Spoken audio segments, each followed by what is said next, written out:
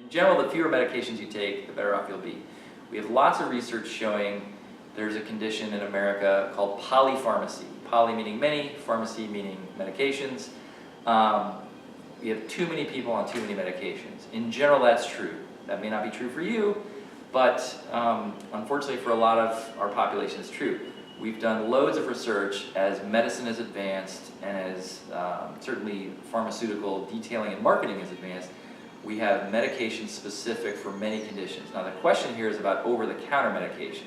I'm going to leave aside for a minute the ones that your doctor has recommended for you, your doctor, your healthcare provider. We're talking here about the category for which you don't need a prescription. You can go to any drugstore, pharmacy, and purchase over the counter.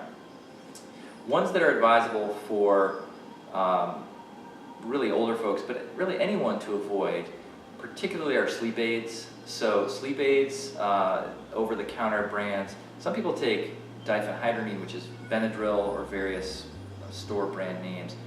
So those have anticholinergic side effects, can cause dry mouth or urinary retention in the elderly. Also because of their soporific effects, which are why you take them in the first place, to help you go to sleep.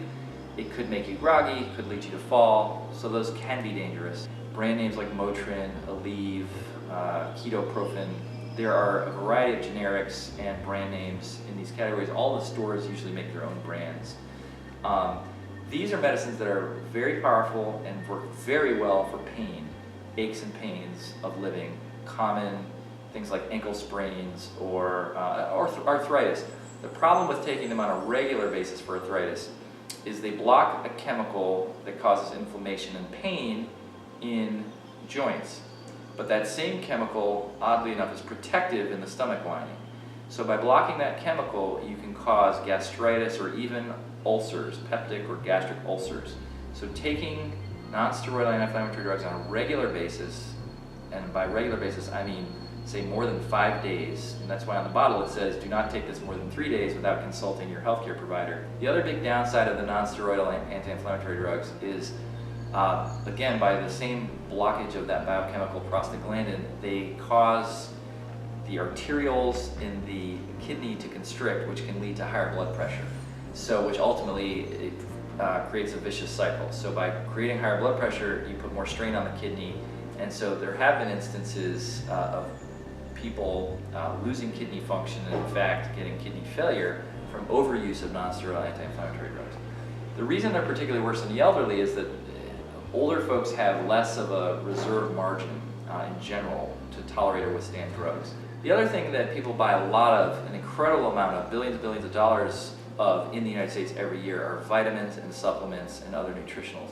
Now that said, some people, as we age, develop certain dietary intolerances, and if you, for example, aren't a meat eater, either out of choice or out of reasons of digestion or something like that, it makes a lot of sense to probably take a vitamin B12 supplement.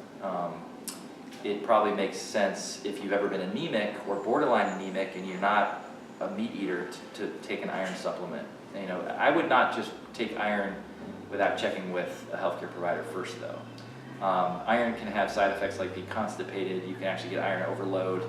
But if you've ever been anemic or borderline anemic, where you have a low amount of red blood cells, you do need iron in order to make those red blood cells. So caveat with vitamins, supplements, minerals, definitely worth talking to a healthcare provider. There's lots of information out there that is not really what I'd say is reputable. There's lots of things you can find online, certainly, that will suggest you absolutely need to have this essential element and you're not going to be healthy or whole without it.